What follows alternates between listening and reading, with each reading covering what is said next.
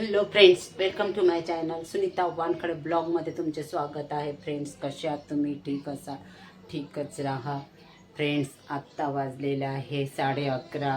प्रांजू आणि स्वप्नील लोणच्याकरता आंबे आणण्याकरता गेलेले आहे मोठ्या मार्केटमध्ये, कळमना मार्केटमध्ये. कारण काल भाजी मार्केटमध्ये गेले जवळपास, तर तिथे त्यांना आंबे नाही मिळाले.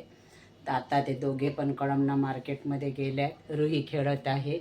रुहीची आत्ताच आंघोळ जेवण वगैरे दिलं तिला. मी आंघोळ करून दिली, कारण तिला माझ्या हातचीच आंघोळ पाहिजे, माझ्या हाताने जेवण पाहिजे. आताच तिला जेवण वगैरे चारून दिलं आणि आता खेळत आहे ती डॉली वगैरे. आणि हे दोघे पण गेलेले आहे. रुहीचे आजोबा ड्युटीवर गेले. आजकाल त्यांचे मालक बाहेरगावला गेलेले आहेत, विदेशात गेलेले आहेत. त्यामुळं त्यांना आता थोडं लवकरच जावं लागते, कारण त्यांचा मुलगा पण आहे इथे. त्यामुळं लवकरच जाते आणि तिकडनं रात्री पण लवकरच परत येते. 5 वाजता 6 वाजता परत येतात.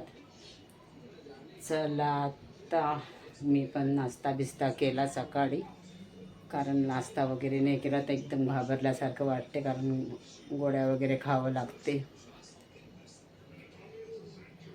वगैरे आणलेलं त्यांनी. फ्रेंड्स, काल माझ्या आईचे चुलत भाऊ मरण पावले. ते खेड्यावर राहतात बऱ्हाणपूरला. मी जाऊ शकली नाही कारण तब्येतीमुळं, कारण लांबचा प्रवास आहे, ते खूप लांब आहे. ते अमरावतीच्या पण समोर आहे. अमरावतीच्या इथून 150 किलोमीटर आहे. माझ्याकडून इतक्या वेळ बसणं नाही होत, त्यामुळं मी गेली नाही. जायला पाहिजे होतं.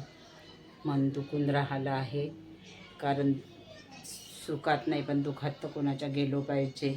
पण मी जाऊ शकली नाही. आजच त्यांचा आजवर 11-12 वाजता अंतिम संस्कार होणार होता.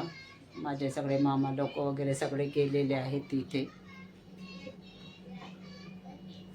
चला, आता स्वप्नीलने आंबे फोडून दिले आहेत. बघा, 6 किलो आंबे आहेत हे स्वप्नीलने फोडले. आणि आता लोणच्याचा मसाला आणायला गेले आहे दोघे पण, प्रांजू आणि स्वप्नील. आधीचं पण आमच्याकडे लोणचं आहे, तर ते लोणचं थोडं काढून ठेवावं लागेल.